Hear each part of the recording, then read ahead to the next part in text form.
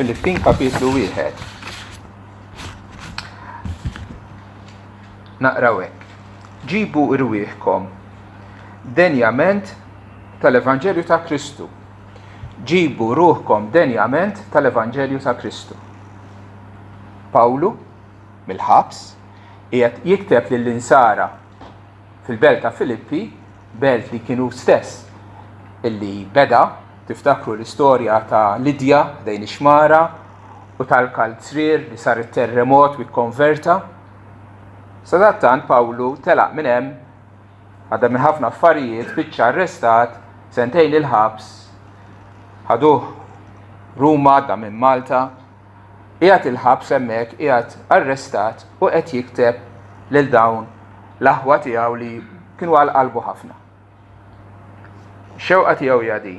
Ġibu rwieħkom denjament tal-Evanġelju ta' Kristu. Intom li smajtu l-Evanġelju, intom li jemmintuh, intom li kontu salvati permezz tal-Evanġelju u sirtu tafu li Kristu, issa li tafu dan kollu araw li l-ħajja tagħkom tkun taqbel, tkun ekwivalenti, tkun tagħti xhieda tajba lill-Evanġelju li intom emmintu fih. Din hija l-kelma tiegħu lilhom 2000 sena ilu, din hija l-kelma li l-Ispirtu Santu qiegħed jgħid lilna dalgħodu.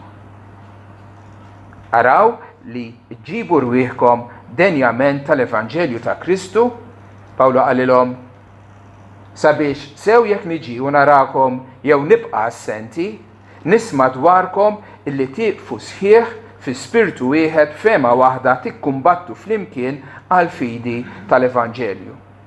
Sabiħ li jkunu ma' xulxin. Xtaq li jkun magħhom jekk irnexxielu jew le ma nafx. Imma qal kemm jekk inkun hemm kemm jekk ma nkunx hemm din li importanti. L-importanti li aħna fejn aħna u ma x'inhuma ċ-ċirkostanzi ta' ħajjitna aħna ngħixu denjament għall-Evanġelju. U aħna ħassejnija ftit ukoll dawn l-aħħar 3 xhur illi l-firda fiżika minn xulxin li ma stajniex niltaqgħu flimkien, imma t-tama u t-talba tiegħi lill-Alla li minkejja li ma konniex qegħdin niltaqgħu fiżikament, il-kol kemm aħna għamilna dak l-isforz biex ngħixu denjament għall-Evanġelju ta' Kristu. Kif? Billi tieqfu fi sħiħ l-Ispirtu wieħed fema waħda tikkumbattu flimkien għal fidi tal-Evanġelju. Palli kieku l-image li għandna qudiemna hija ta' armata, tipprepara l-battalja, kulħadd għandu postu, kulħadd wieqaf uniti flimkien biex jiġġieldu din il-ġlieda. Iva aħna qegħdin fi ġlieda spiritwali li fiha żewġ aspetti. Għandek l-aspett tad-difiża tal-Evanġelju u t-tieni għandek l-aspett li l-Evanġelju qiegħed jikber, jixxandar u jirbaħ ukoll għal Kristu. Tajjeb, u dawn huma f'dan il-kapitlu Pawlu jsemmi l-Evanġelju 6 darbiet. 4 darbiet minnhom jitkellem dwar id-difiża tal-Evanġelju, darba minnhom dwar il-progress tal-Evanġelju u l-aħħar waħda dwar is-sħubija tagħna bħala nsara flimkien fl-Evanġelju. Naħdu waħda waħda. Id-difiża tal-Evanġelju. Pereżempju, vers 16 jgħid dawk jagħmlu hekk minħabba mill-imħabba billi jafu illi jien imqiegħed għad-difiża tal-Evanġelju. Tgħid l-Evanġelju għandu bżonn min jiddefendih. Għandu bżonn min jiddefendih l-Evanġelju. Żgur li għandu bżonn. Għax l-Evanġelju huwa attakkat minn kull naħa, minn barra u minn ġewwa l-Knisja biex jaraw kif jagħmlu u jawġuh u jbenġluh u jinnegawh. Fi żmien Kristu il-Lut kienu jiġħdu li Ġesu u l-iben Alla. Illum is-setet il-Musulmani jagħmlu l-istess. Fi żmien l-Apostlu Pawlu kellek l-aħwa qarrieqa li kienu qegħdin jgħidu isma' li biex tkun ġustifikat mal-fidi trid iżżid il-merti tal-opri tiegħek. U kiteb litra l-Galatin biex jiġġieled dik l-ereżija. Illum, sfortunatament fil-Kattoliċiżmu Ruman għadhom bl-idea li l-fidi weħeda mhix biżżejjed biex tiġġustifikat, trid tagħmel l-opri, trid tagħmel penitenzi biex inti eventwalment tkun sewwa malla. l-Evanġelu wkoll jawġuh dawk illi jużaw il-grazzja tal-Alla bi-skuża biex ikomplu jgħixu fil-ħażen. U la darba ħna salvati bi grazzja ma jagħmilx differenza jekk tgħix tajjeb jew ħażin. U din hija tagħlim qarrieq popolari immens fl-Amerika fejn jgħidulek aċċetta lil Ġesu bħala s-Salvatur tiegħek u xi darba jekk trid ma mhux bil-fors aċċettaħ ukoll bħala Sid. Imma la darba aċċettajtu bħala Salvatur tgħix kif tgħix insa tmur il-ġenna għandek garanzija. Dan huwa popolari ħafna dan it-tip ta' tagħlim. Daqskemm huwa popolari wkoll il-Vanġelu tal-prosperità li jużaw il-grazzja tal-Alla l-iskuża bħala skuża biex għal liħ. Hekk ġara fi żmien l-Apostlu Pawlu hekk għadu jiġri sal-lum bil-famuż Prosperity Gospel. U wkoll irridu niddefendu l-Vanġelu kontra dawk li jgħidu isma' fid-dinja tal-lum pluralizmu kull triq twassal għand Alla. Hekk kienu jemmnu fi żmien ir-Rumani għandek diversi allat sakemm inti għandek Alla ieħor ma jimpurtax basta tagħti qima lil ċesri u ix il-reliġjon tiegħek tajjeb. Ma jistgħux ngħidu hekk. Rridu naffermaw li Ġesu hu l-uniku Salvatur u l-uniku triq li jwassal għand il-Missier. L-Evanġelju jeħtieġ niddefenduh l-ewwel nett billi nkunu nafu x'inhu, nemmnuh aħna, ngħixuh aħna, nkunu kapaċi wkoll nirreżistu l-argumenti folot u nippropagaw il-veritajiet tal-Evanġelju fis-soċjetà li qegħdin ngħixu fiha. Aħna wkoll imsejħin l-aħwa għad-difiża tal-Evanġelju fi żmienna. It-tieni. L-avvanz tal-Evanġelju. Vers 12 l-Apostlu Pawlu jgħid hekk: issa rridkom tkunu tafu l-aħwa illi kull ma ġrali żvolġa pjuttost għal progress tal-Evanġelju. Tajli xi ġralu? Spiċċa l-ħabs. Għaliex x'għamel ħażin xejn. Għax xandar il-Kristu. U l-lut ma kinux jaħmluh. B'xi mod jew ieħor raw kif għamlu spiċċa arrestat u għamel sentejn il-ħabs u mbagħad kellu jappella biex imur għand ċesri, spiċċa dak l-inkwiet kollu u meta mar Ruma mar hemmhekk bħala pruġinier. Kieku kellek int tagħmel programm biex ixxandar il-Vanġelu, tużaħ dan il-metodu illi l-aktar evanġelista prominenti jispiċċa ikkalzrat ġo xi ċella maħmuġa ġo Ruma. Hekk dak il-metodu tużaħ jew tagħmlu prominenti, magħruf mad-dinja kollha, rispettat min-nies tad-dinja kollha. Ma dak huwa l-metodu tagħna l-bnedmin, il-metodu tagħna u li l-avvanz tal-Evanġelu Joseph isir permezz ta' tbatija. Dejjem hekk kien. Kien hekk fi żmien l-Apostli, kien hekk matul l-istorja tal-Knisja huwa hekk illum ukoll. L-Evanġelju javvanza bit-tbatija, bis-sofferenza. Tajli bliema mod bniedem l-evanġelista li suppost qiegħed hemm jippridka u jxandar Kristu maqful ġo ċella kif ħajjejn biex javvanza l-Evanġelju. Ibda biex is-soldat li kellu ikkatenat miegħu. Għandu 12 siegħa xift jisma' l-Evanġelju mingħand l-Apostlu Pawlu. Mbagħad jiġi jbiddel ix-xift jiġi soldat ieħor u jisma' dak ukoll. Mbagħad jiġi x-xift ta' wara u s-soldati wieħed kellhom jisimgħu mingħand l-Apostlu Pawlu l-Vanġelu. Captive audience, le? Litteralment. Mbagħad is-soldati marru Pawlu jgħid isma' dan serva pjuttost tal-avvanz tal-Vanġelu hekk li l-pretorju kollu sar jaf bija u bil-priġunerija tiegħi u bil-ingħallem jien u x'naf jien. Jiġifieri fil-qalba ta' Ruma, fil-belt ewlenija tal-Imperu, fil-palazz tal-Imperatur, is-soldati kollha b'xi mod jew ieħor semgħu l-Evanġelju. Kultant dak li jidher tant ħażin fil-fatt Alla jdawru ikun ippjanat mill-provvidenza t'Alla għal ġid. Imma mhux biss, għaliex meta l-aħwan Sara raw xi ġrawlu Pawlu u raw li baqa' jżomm sod fil-fidi, meta qabel kellhom ħalqhom iż-żipjat, issa għamlu l-kuraġġ. U meta raw l-ubija ta' Pawlu qalu jien ukoll irrid inqum u nxandar il-Kristu. Ingħala il-fom pubbliku ta' Pawlu infetħu ħafna ħluq biex ixandru l-Evanġelu minn floku. Vera, kien hemm xogħol qed nixandruh bil-pika u dan. Imma fimni dak li ġara dak iż-żmien jiġri llum ukoll ma nix niskandalizzaw ruħna dejjem issib dawk illi huma nsara u forsi mhumiex u għandhom naqra waħda il-mottivi tagħhom rashom l-isfel. Pawlu qal isma' xorta waħda nifraħ ta' għaliex bit-tajb u bl-ħażin Kristu qed jiġi imxandar. Taħsbu mod ieħor kif l-impriġunerija ta' Pawlu serviet biex ixxandar l-Evanġelju? Mela kien qed ixxandar s-soldati, l-oħrajn għamlu kuraġġ u hemm tielet waħda.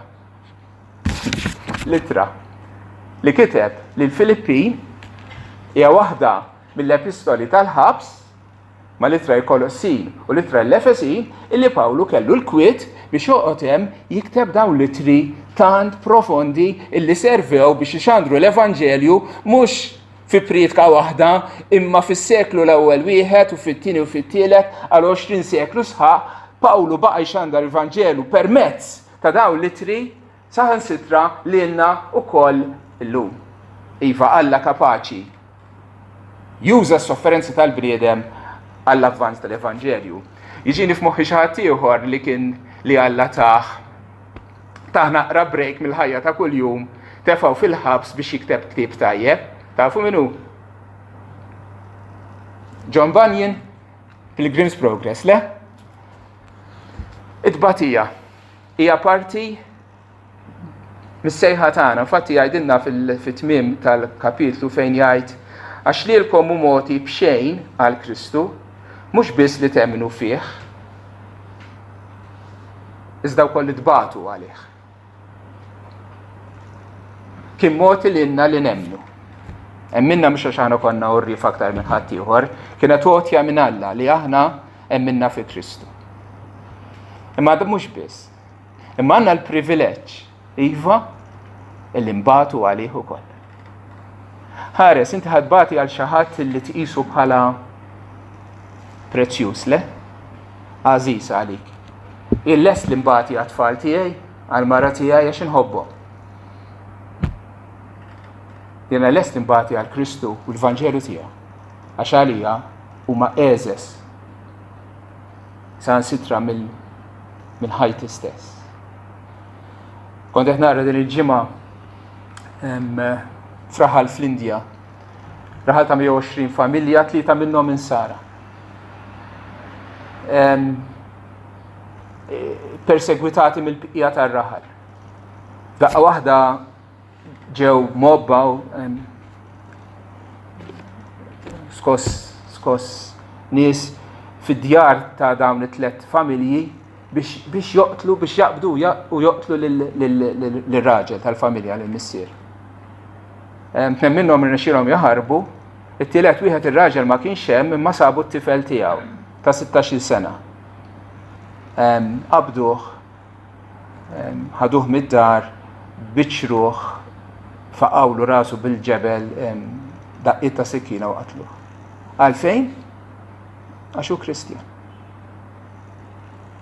Li kif dan il-mod tant krudili l-Evanġelju ta' Kristu huwa mxandar. Nixtieq ngħidlek minħabba hekk u hekk. Imma dan huwa l-metodu tal-Alla. Din il-ġimgħa wkoll fiċ-Ċina l-awtoritajiet tal-gvern jitlu fi knejjes insara u ħarbtuhom sa dil-ġimgħa stess. L-avvanz tal-Evanġelju isir permezz ta' tbatija u aħna imsejħin inkomplu dax-xogħol. Tielet ħaġa li jsemmi Pawlu hija isħubija fl-Evanġelju, vers 5 jgħid li hu kien ferħan minħabba fihom minħabba x-xirka tagħkom fl-Evanġelju mill-ewwel jum sissa. L-ewwel jum, ġifieri l-ewwel jum li semgħu l-Evanġelju minn meta mar ħdejn ix-xmara jippriedka. L-insara ta' dik il-belt ix-xirku ma' Pawlu saru sħab miegħu f'dan ix-xogħol importanti. Tgħidli kif, ftit wara kellu jitlaq, iva. Imma għenuh, baqgħu jitolbu għalih. Bagħtulu il-flus biex ikun jista' isostni lilu nnifsu għal darba darbtejn.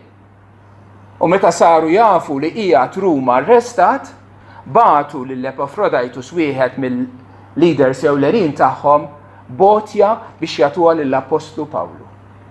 U għalhekk qed jikbilhom litra fil-fatt biex jirringrazzjahom tagħha. Dak jiġi f'kapitlu 4. Imma dawn Pawlu u l-insara fil-belt ta' Filippi ħassewhom bħala uniti, bħala għaqda waħda, bħala xirka flimkien f'din il-ħidma. U l-istess ħaġa rridu nagħmlu aħna. Il-xogħol tal-Evanġelju mhux tiegħi jew tiegħek jew tiegħek, imma huwa tagħna flimkien. Irridu ngħinu lil xulxin, bis-sapport li nagħtu lil xulxin, bl-għajnuna li nagħtu lil xulxin. Jekk inti student li xagħad biex jiġi knisja u ġej knisja, inti għamilt biċċa xogħol tiegħek mill-laqgħu fil-bieb u he welcome him u daħlu poġġi dak għamel biċċa tiegħu, jekk kellu bżonn translation dak għamel ilu xi ħadd ieħor. Jekk sema l-kelma wkoll għax għamilha xi ħadd ieħor, jekk sema l-kongregazzjoni titlob, sema jekk wara tajtu belate u ħatlu bidejhu kellemtu, dawn huma kollha flimkien qegħdin naħdmu għall-istess għan u hekk iridu nibqgħu nagħmlu. Irridu nibqgħu uniti flimkien. Aħna wkoll irridu nkunu ħsiebna mhux biss fil-art tagħna ma li hemm minna, tajli kif nistammur l-Etjopja, kif nistammur il-Peru. Inti le, imma Ray Hoover hemm qiegħed u Anthony Green qiegħed in-naħa l-oħra u aħna nistgħu nkunu sħab miegħu billi nitolbu għalihom kif kunu jagħmlu l-Filippin għal Pawlu u billi ngħinuhom finanzjarjament biex ikunu jistgħu iwettqu x-xogħol tagħhom f'dak il-pajjiż. Iva, l-idea ta' sħubija ta' unità, ta' xirka bejnietna f'din ix-xogħol, f'din il-ħidma tant importanti. Meta kont qed naqra l-ittra l-Filippin, f'daqqa waħda toħroġ xi ħaġa bum, tajt qatt ma rajta din. Hija sħubija bejniethom bħala bnedmin, imma hija wkoll sħubija ma' Alla. Dak li beda xogħol tajjeb fikom se jtemmu sal-jum ta' Kristu. Ix-xogħol tal-evanġeliżmu u tagħna imma primarjament huwa ta' Alla li qed jaħdem permezz tagħna biex iwettaq din ix-xogħol tal-evanġeliżmu f'din id-dinja. Sħab aħna għandna dan il-klabb jekk trid. Li l-kap tiegħu muħat ħlief Alla stess. Alla beda tax-xogħol fina tagħna l-abilità li nemmnu, Alla tagħna wkoll il-missjoni li nxandru l-Evanġelju u ħajkun magħna, ħajtemm dan ix-xogħol fina sal-jum ta' Kristu. Id-difiża tal-Evanġelju, l-avvanz tal-Evanġelju bit-tbatija u s-sħubija tagħna flimkien f'dan il-ħidma. Għaliex importanti l-Evanġelju fil-qosor tliet affarijiet. L-ewwel qed għax jagħtik skop fil-ħajja. L-Evanġelju jagħtik skop għal xi xtex. Aw min jgħix għal futbol, aw min jgħix għal divertiment, aw min jgħix għal politika, aw min jgħix għal pjaċiri tiegħu, aw min jgħix għal negozju. Kulħadd għandu xi forma ta' skop għal xi jgħix. Imma l-Evanġelju jagħtik l-ikbar u l-isbaħ skop li ma jintemm qatt. Għax għalija li ngħixu Kristu. L-iskop ta' ħajti sar li ngħix għalih, li ngawdi lilu, li niglorifika lilu. Xemm nisbaħ minn hekk? Skop li bdejtu f'din id-dinja u nibqa' inwettqu fl-eternità. It-tieni ħaġa, l-Evanġelju għandu l-qawwa li jitrasforma lil bniedem. Il-bniedem min natura tiegħu huwa egoist, jaħseb fih innifsu, jaf ikun krudil, imma l-Evanġelju jibdlek. Il-fokus tiegħek flok int selfishness jiena l-egoizmu tibda tħares lejn ħadd ieħor. Pawlu għallhom isma' jiena marsus bejn żewġ naħat. Fuq naħa nixtieq nitlaq nkun ma' Kristu li huwa aħjar, imma l-banda l-oħra naf li intkom għandkom bżonni biex nkompli nagħallimkom, nħeġġixkom, nqawwikom. U qal minħabba fek, għalkemm nixtieq immur ħanibqa' minħabba fikom. U ħanerġa' niġi għandkom. U bniedem jista' qed jaħsibha mhux biss dak li jaqbel lilu, imma dak li qed jaqbel lill-oħrajn ukoll. Il-ħsieb ta' minnu dan? Il-ħsieb ta' Kristu. Taraw li dan ir-raġel qed jinbidel fi xbija ta' Kristu. L-Evanġelu hekk jagħmilna. Flok nies egoistiċi ħsiebna fl-interessi tagħna nkunu kapaċi nħarsu l-barra minna u naraw lil ħadd ieħor u naraw kif nagħmlu biex ngħinuhom. U U l-aħħar ħaġa, l-Evanġelju jagħtina tama ħajja, tama ta' vera. F'dinja ta' inċertezzi, f'dinja ta' taqlib, f'dinja fejn ma nafux għada kif se nkunu, l-Evanġelju għatik tama. Għalija li ngħixu Kristu u li nmut liħ. Għalixu liħ għadin ir-raġuni. Ma ninsab marsus beż-żewġ direzzjonijiet għandi l-leblieba ħalli nitlaq u nkun ma' Kristu għax dan u bil-wis aħjar. Tkun ma' dak li inti tħobb, tkun fil-preżenza tiegħu, tgawdi preżenza tiegħu, żbuħija tiegħu, l-imħabba tiegħu wiċċ imwiċċ. Din hija t-tama tagħna. Li anke l-mewt għalina mhix it-tmiem ta' kollox, il-mewt hija iċ-ċavetta li tiftħilna t-triq biex inkunu ħdejn il-moħbub tagħna Ġesu Kristu. Il-qawwa tal-Evanġelju jagħtina skop għal ħajjitna, jibdilna u jagħtina tama. Dan huwa tema ta' dan il-kapitlu biex ngħixu denji tal-Evanġelju li hemm minna fih. Għax id-dinja ta' madwarna għandha bżonnu. Dinja għaddejja minn pandemija ta' ħażen u dnub. Din għandha bżonn il-fejqan. Il-fejqan tal-mafra ta' dnubiet, ta' ħajja ġdida, ta' qalb ġdida, ta' tama. Dan il-fejqan insibuh biss fl-Evanġelju ta' Ġesu Kristu. Ejjew mela l-aħwa nagħmlu kif tgħidilna l-Iskrittura. Ejja nġibu ruħna denjament tal-Evanġelju ta' Kristu. Amen. Ejja nitolbu.